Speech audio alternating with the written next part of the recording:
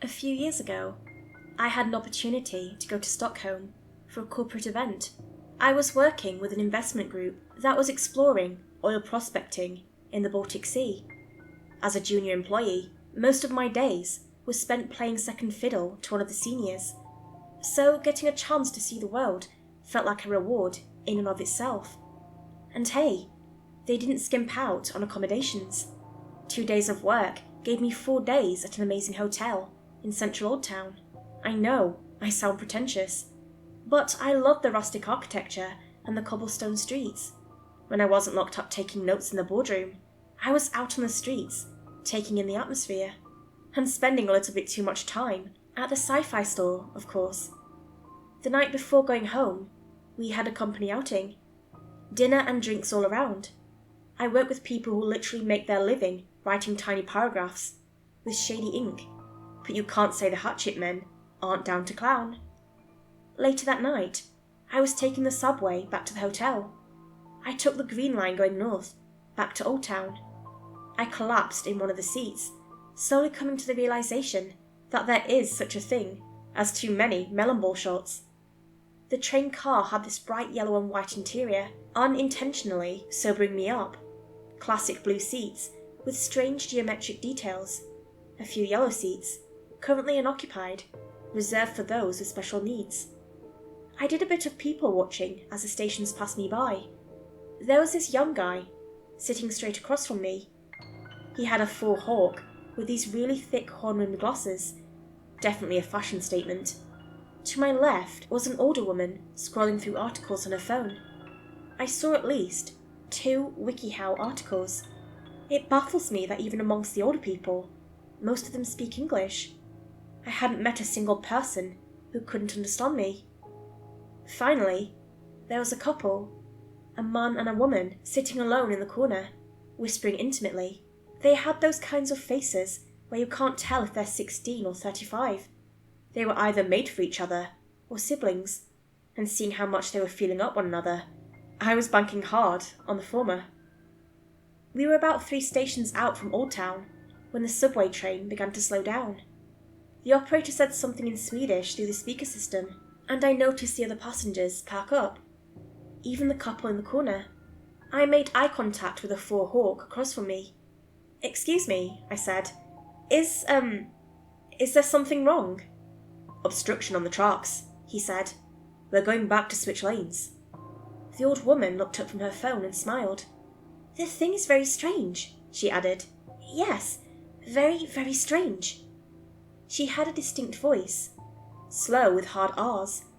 I noticed the couple in the corner snickering at her obvious accent. She didn't seem to mind though. She was just happy to contribute to the discussion. The train moved backwards. The little sign telling us about the next stop went dark. I could hear strange mechanical squealing as wheels turned in ways they weren't supposed to. I guess even machines can settle into routines, going through the motions. Within a couple of minutes, we were moving again. Everyone settled back into their seats. The old woman kept scrolling on her phone. The 4 hawk was staring into the distance, and the young couple whispered and kissed. The whole ordeal had sobered me up pretty well. The couple got up, anticipating the next stop. They looked at the old woman, snickering to themselves. "The thing is very strange," they mocked. "Yes, yes, yes, yes." They laughed, exaggerating her accent. She looked back at them and laughed along. That took the wind out of their sails, and they settled into sarcastic smiles. The train slowed down, and we came upon the next stop. Or so we thought. The whole platform was dark, and the doors didn't open. Thinking it was some kind of electrical error, maybe connected to the previously mentioned obstruction, we waited. A few minutes passed, and nothing happened. I turned around to look out the window. Something felt off. The station was much shorter than anticipated. Half of the car behind us didn't even reach the platform, and the front end of the forward car was already out the other side. This was no ordinary stop. I figured it might be some kind of service station, but then it would have stopped in a way that the operator could get off. Then the lights went out. The train powered down. We all brought out our phones, trying to find some kind of emergency exit or button. The man of the couple tried to make a gap in the doors, to force them open. His girlfriend scolded him in Swedish, and he stepped back, defeated.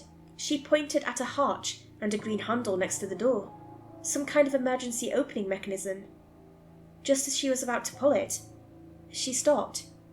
I saw her squinting out the door, as if spotting something in the distance. The rest of us did the same, trying to figure out what she was looking at. In the distance, a light flickered. There were people on the platform. I only saw them for a moment, but I counted at least 6, all standing there, motionless. The couple moved away from the door, taking their hands off the emergency exit handle. They backed away and placed themselves on the yellow seats. Immediately, the old woman packed up. Those chairs are for the others, she said. You should not be sitting there. The man of the couple snapped back at her angrily, ranting in Swedish. The old woman nodded, listening intently. I want everyone to be included, she said. You shouldn't not be rude. The man in the couple looked straight at me. I think. It was hard to tell in the dark. Are you brain damaged? He asked. Not unless you count having melon ball shots, I shrugged. He turned to the Forehawk, asking the same question. Forehawk didn't engage. No brain damaged people here, the man grinned. I guess we can sit wherever the fuck we want. A pale light on the platform came on, and this time, it stayed on. There were way more people than I'd anticipated. I counted 12 off the top of my head, but I could have sworn I saw more of them in the distance. They were all dressed in black. Hoodies, leather jackets. Some had balaclavas, others had white scarves. All wearing gloves and standing perfectly still, distributed evenly throughout the small platform. I could see their chests, rising and falling. It almost looked synchronized. One of them stood out. She was a bit shorter and thinner than the rest, possibly a teenager. She had this dark grey windbreaker, covered in white handprints. Her head was covered in a black stretch fabric. It didn't even have a cutout for the eyes. It took me a few seconds to realise. She was holding something. She held a black and red cable, one in each hand. A car battery rested on the dirt-stained floor tiles next to her. Everyone jumped out of their seats and looked out the window. Forehawk sprung into action, reaching for the emergency phone, a line directly connected to the train operator.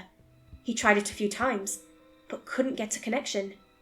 The woman of the couple pulled out her phone, but couldn't get a signal. She held the phone up high and walked around, grunting with frustration. Every now and then, she'd look back out the window, making her pace faster. Forehawk pointed to the back of the train car. Reception sucks around Old Town, he said. Try the back. She did, but there was nothing. A single bar of reception flickered on and off. Meanwhile, the people on the platform hadn't moved a muscle. The emergency phone rang. We all looked at one another. The couple seemed paler, and Forehawk had a bead of sweat running down the side of his temple. The old woman squinted, as if trying to discern some detail about the people outside. The phone rang 4 times before Forehawk finally picked it up. When he did, every speaker in the train car screeched to life. We covered our ears as the volume equalised. At first, there was like a low, mumbling chant, a mantra, the same word repeated over and over, slowly giving way to a voice. A young woman, speaking with a long, drawn-out drawl, like someone stretching after a long sleep. You should, step out, the voice said. First one out gets to, walk away. We hung on those words. They bounced off the walls, finally settling into the back of my head. We passed looks back and forth, trying to figure out what was going on. No one moved a muscle. Just the first, the voice continued. Let's go. The man of the couple pushed forward.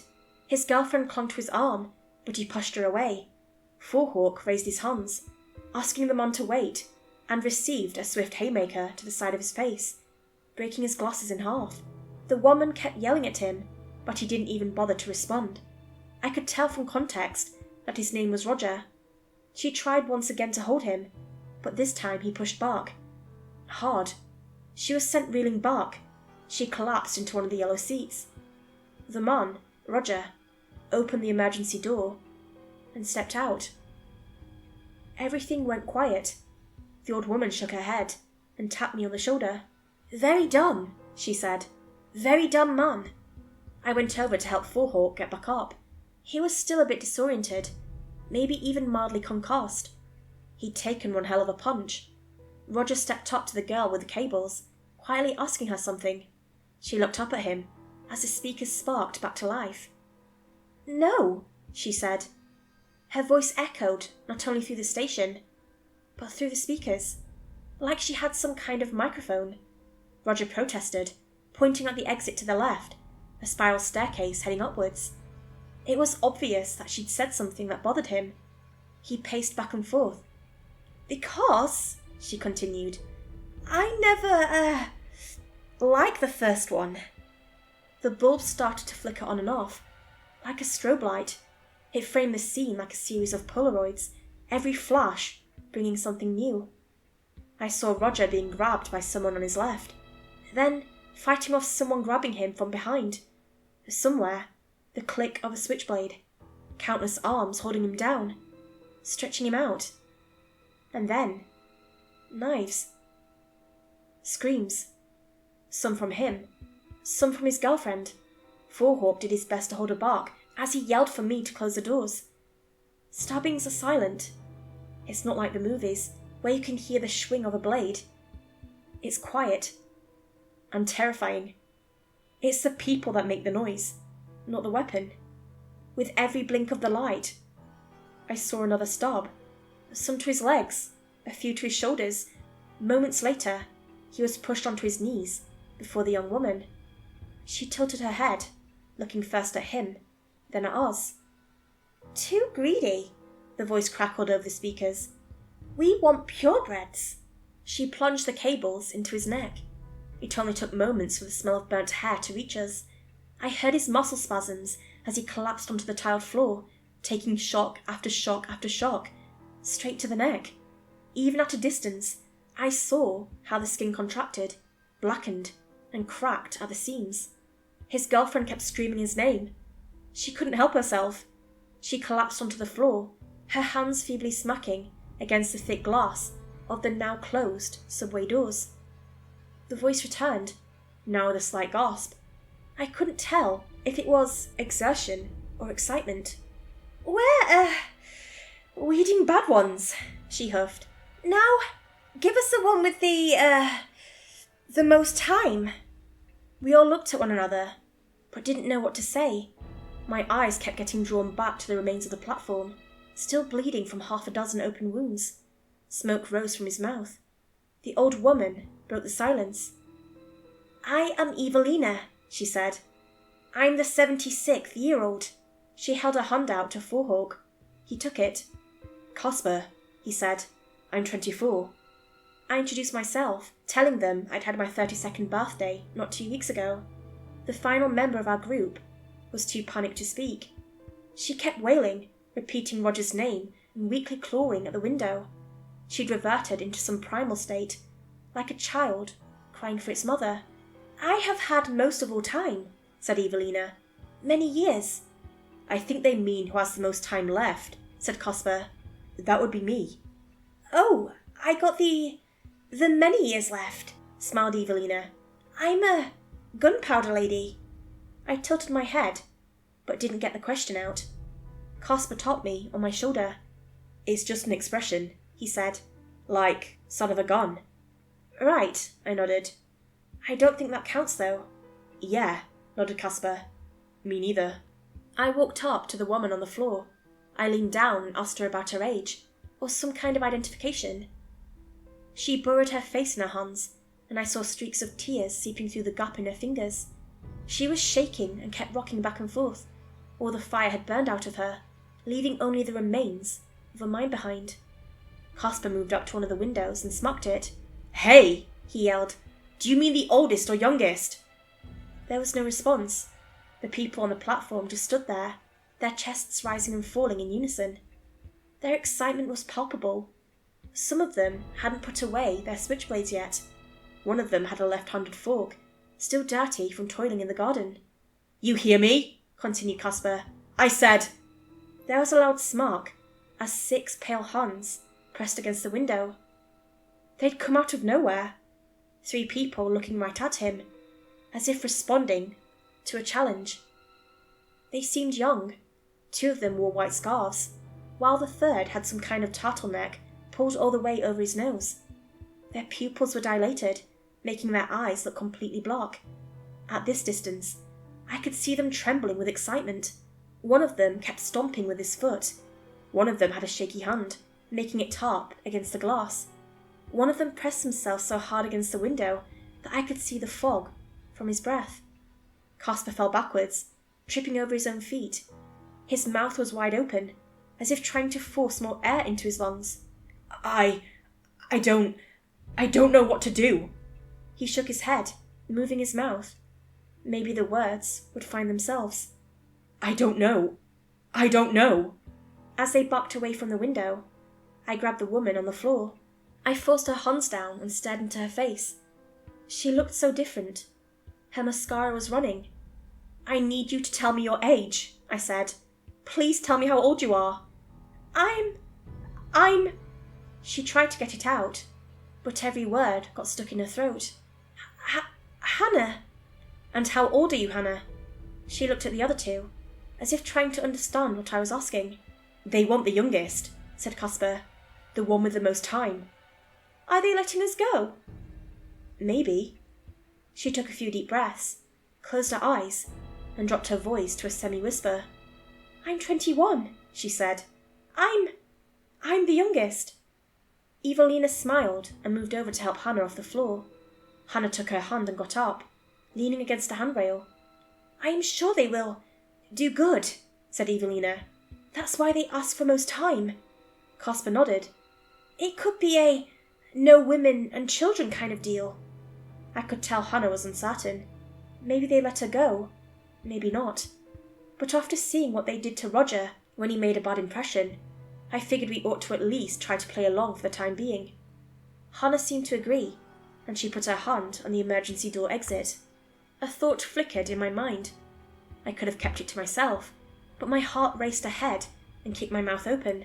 Hannah was about to pull the handle when I put my hand on her shoulder. "What year were you born?" I asked. "What?" "You're 21. So what year were you born?" She stopped. Her eyes moved back and forth between us, as if scanning for an answer. I can't think," she said. "What does it matter?" "Just answer the question." It's 2002? Casper stepped up, staring daggers at her. "What month?" he asked. "January," she responded. Just let me..." "Oh," smiled Evelina.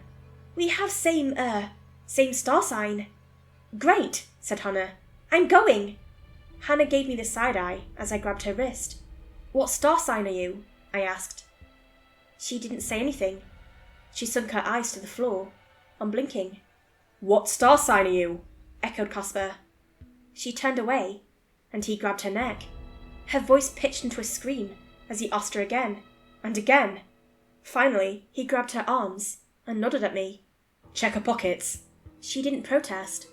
Turns out Hannah was born in 94, making Casper the youngest of us. Whether the most time referred to the youngest or the oldest of us didn't matter to Hannah. She was neither. Casper moved up to the door. "Why go out there at all?" yelled Hannah. "Someone is going to notice we're gone. Let's just wait." "I'm not counting on the patience of a group of fucking murderers," spat Casper. "And this is abnormal. You ever seen a fucking gang like that?" Casper pointed out of the window, his finger shaking. Evelina nodded. He's right," she said.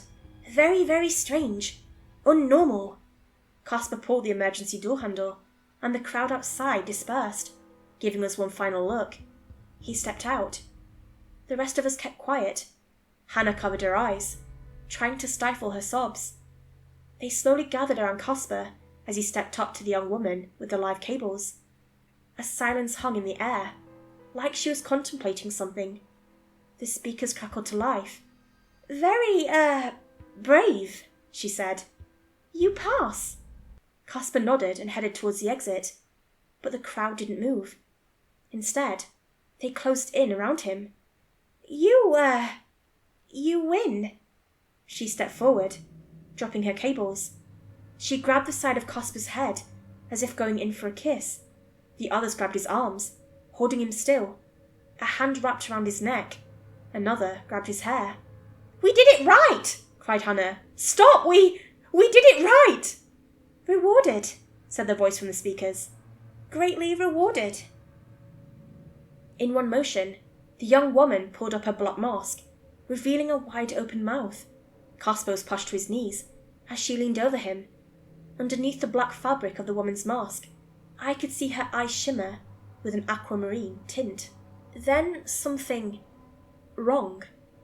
It took only a split second, but as she leaned over him, her jaw widened like a hungry snake. What looked like 100 little white hairs extended through her mouth, reaching into Casper as their faces locked against one another. Less like a kiss, more like the bite of a leech. The electronics went fucking crazy. The speakers cycled through radio channels, podcasts, police radios, phone calls, everything with a signal. They all burst through the static in a jumbled mess, like someone trying to tell 100 stories at once. And somewhere in there, her words reverberated. "Greatly rewarded." And then, a new voice cut through the static. "Casper." "Thank you," he laughed. Thank you." Hannah had stopped crying. We all stared out of the window, seeing Casper still on his knees. One by one, the Huns let him go. He didn't make the slightest effort to run. He stayed there, looking straight ahead. The young woman pulled her mask back down, picked up her cables, and took a deep breath. They're just gonna kill us," said Hannah. Fucking kill us! Or that!" Evelina hesitated, as if trying her best to find the right words. "We need to wait, see what them say. So they can do it again! So they can take me too! No! No!" Hannah got up and ran to the back of the train car. I tried to keep up, but Evelina put her hand on my shoulder. Our eyes met, and she shook her head. She needs to do what she needs to do," she said. "She can still change." Hannah hurried to the second exit and pulled the handle. There weren't as many people on the platform there, but I could see over a dozen of them turn their attention her way. The doors creaked open, and Hannah pushed herself through. But instead of heading for the obvious exit, she dropped down on the tracks. So many of them went after her. Some ran, some walked. One of them dropped to all fours and galloped like a rabid animal.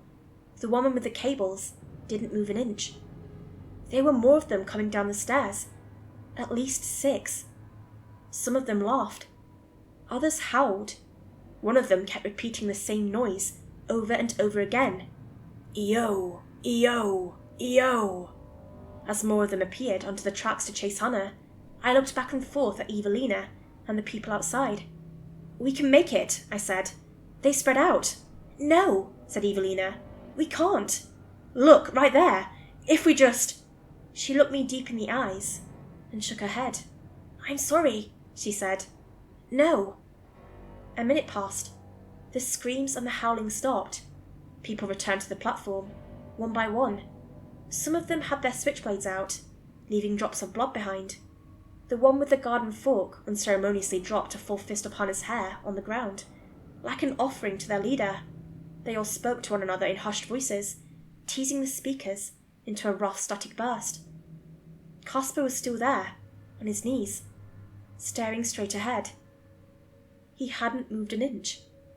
I contemplated our options. One of us could step out and cause a distraction, giving the other some space to run. That, or we could barricade ourselves. I could break down a handrail and try to use it as a club. We could try to lie, making them believe we'd made contact with the police. We had options, albeit not very good ones. Before I could make a decision, Evelina opened the door. The air had a tinge of iron to it, and I could still hear blood drops hitting the ceramic tiles. Hannah's scrunched up hair bathed in a pool of blood, like a butchered wig. I didn't have the time to stop Evelina. Before I knew it, she'd stepped out, and I'd taken a step to follow her. She turned to me with a smile, nodding for me to come along. Despite everything, she'd kept a levelled head. At most, it had all been strange. She hadn't cried, screamed, or begged. I guess that's what's made her a gunpowder lady. I couldn't leave her. There was a confidence to her steps that I just couldn't match, and I had to see her plan unfold. She wanted me to follow, so I followed. She made her way to the young woman with the cables. They shared a few looks, eyeing one another like two anxious cats.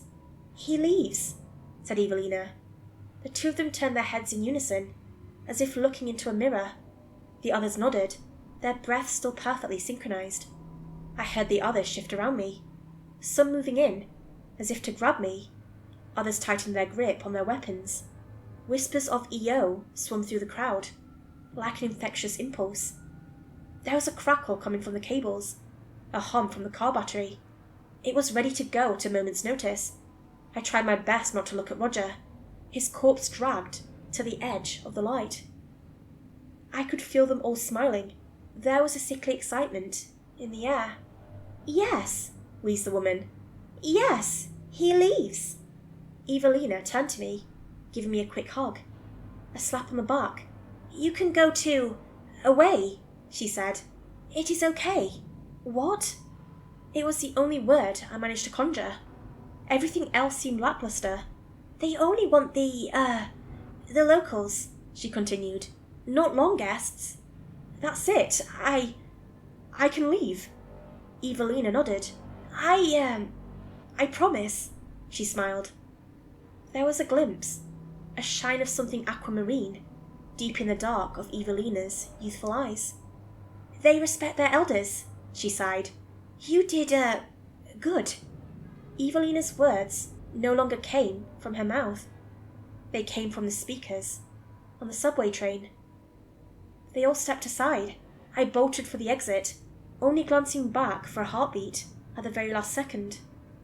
Casper stood among them now, a tint to his eyes, breathing in unison. I hurried up the spiral staircase, up a ladder, pushed a manhole cover aside, and ran down the street, screaming for help.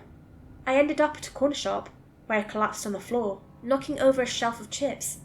I wept like a goddamn baby, until they called the police. But there wasn't much they could do.